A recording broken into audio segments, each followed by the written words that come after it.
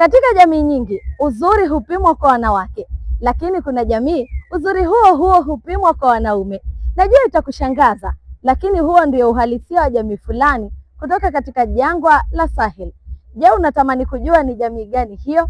Basi tega sikio na fungua macho ili uweze kuona.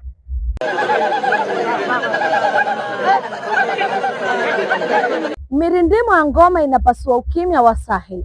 Vumbi la jangwani linapaa angani kama pazia la historia, na katikati ya ardhi hii kavu kuna jamii ambayo imegeuza sura ya mwanaume kuwa sanaa. Hawa ni Wodaabe, jamii ambayo uzuri wa mwanaume haujifichi, husherehekewa kwa karne nyingi.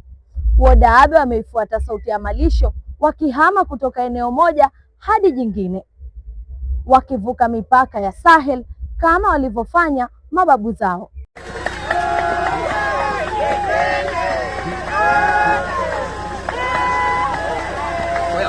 Kwao mifugo si mali pekee, ni historia, heshima na maisha yenyewe. Lakini mara moja kila mwaka jangwa hubadilika vumbi na kugeuka kuwa jukwaa, na wanaume hawa wa jangwani hujigeuza kuwa kazi ya sanaa. Hii ni Gereul, tamasha ambalo uzuri wa mwanaume hupewa nafasi ya kuzungumza.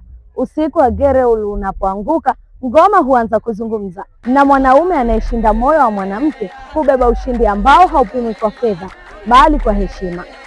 Na wanaume hujibu kwa dansi. Macho yao hutanuliwa kama mwezi unaochomoza gizani, meno yao hung'aa kama mwanga wa kwanza kabla ya alfajiri. Kila hatua, kila tabasamu, kila mwenendo wa mwili ni ombi la kuvutia moyo wa mwanamke. Katika sehemu nyingi duniani wanaume ndio huchagua, lakini hapa macho ya wanawake ndiyo yanaamua, ndiyo yanachagua na ndiyo yanatoa hukumu ya mwisho. Katika dunia inawafundisha wanaume kuficha hisia zao, Wodaabe wamechagua njia tofauti.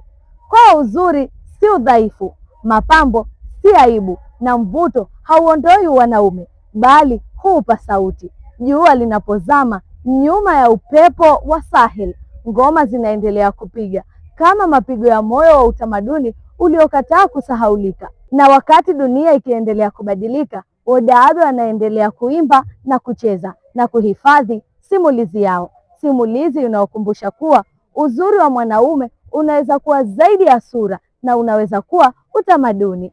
Je, ulikuwa unalijua hilo? Kama jamii itaamua mwanaume acheze na aonyeshe uzuri wake mbele ya wanawake ili aweze kuchaguliwa kuwa mwenza wa maisha, basi tuandikie katika uwanja wetu wa maoni. Wewe ungekuwa miongoni mwa jamii hiyo? Ungeweza kudansi ili uweze kuchaguliwa, au ungeweza kuhudhuria Gereul ili upate mwenza? Jina langu ni Mariam Fakii wa SAUT TV.